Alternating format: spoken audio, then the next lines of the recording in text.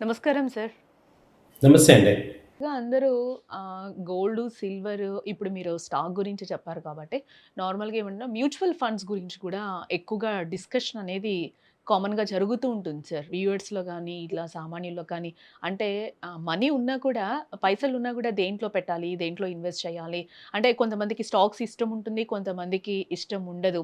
తర్వాత గోల్డ్ కొనాలి అని కొంతమంది అనుకుంటారు. వద్దులే అని అనుకుంటారు. తర్వాత మ్యూచువల్ ఫండ్‌కి ఎక్కువ మంది ఆలోచిస్తూ ఉంటారు సార్. మ్యూచువల్ ఫండ్స్ గురించొస్తే దాంట్లో పెట్టడం కరెక్టే అంటారా? మీరేం చెప్తారు? మ్యూచువల్ ఫండ్స్ ఇంకా పెట్టలేదంటే మీరు చాలా వే బ్యాక్ ఒక విలేజ్‌లో ఉన్నట్టు అనుకోండి మీరు.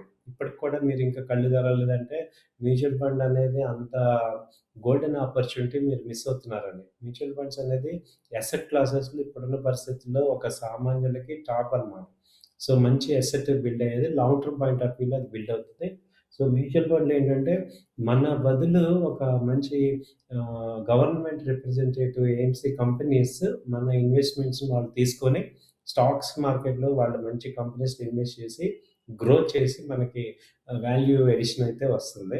సో, దీన్నేంటంటే ఒక లాంగ్ టర్మ్ పాయింట్ ఆఫ్ వ్యూలో తీసుకోవాలి. మినిమమ్ 5 ఇయర్స్ ఎస్ఐపి లాగా నెలకి ఒక 1000, 2000, 5000 మీ యొక్క కెపాసిటీని బట్టి మీరు ఇన్వెస్ట్ చేయొచ్చు. సో, ఇంకా నేను చేయలేదు అంటే మాత్రం మీరు చాలా బ్యాక్వర్డ్‌లో ఉన్నారనేది అర్థం చేసుకోవాలి.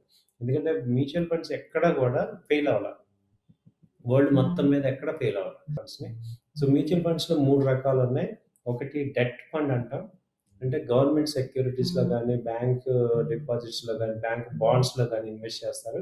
రెండోది స్టాక్ మార్కెట్‌లో లాంగ్ టర్మ్ కంపెనీస్ ఈక్విటీ మార్కెట్‌లో స్టాక్ మార్కెట్‌లో ఇన్వెస్ట్‌మెంట్ చేసే వాటిని ఇది ఈక్విటీ ఇన్వెస్ట్‌మెంట్ అంటాం. మూడోదేంటంటే హైబ్రిడ్ ఫండ్.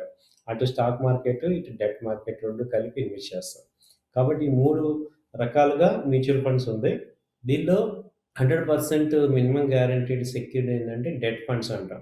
అంటే డెట్ ఫండ్స్‌లో గిల్ట్ ఫండ్స్ వస్తాయి. సో, గవర్నమెంట్ సెక్యూరిటీస్‌లో ఏవైతే ఇస్తారో వాళ్ళు ఫిక్స్‌డ్ ఇంట్రెస్ట్ ఇస్తారు కాబట్టి మనకి క్యాపిటల్ గ్యారంటీ ఉంటది. ఎప్రిసియేషన్ కూడా యావరేజ్‌గా 10% పర్ యానమ్ వస్తూ ఉంటది. అలాగే ఆ తర్వాత కొంచెం రిస్క్ తీసుకోగలను నేను లాంగ్ టర్మ్ పాయింట్ ఆఫ్ వ్యూలో వెల్త్ క్రియేట్ అవ్వాలంటే, మీరు ఈక్విటీ లింక్డ్ మ్యూచువల్ ఫండ్స్‌లో పెట్టుకోవాలి.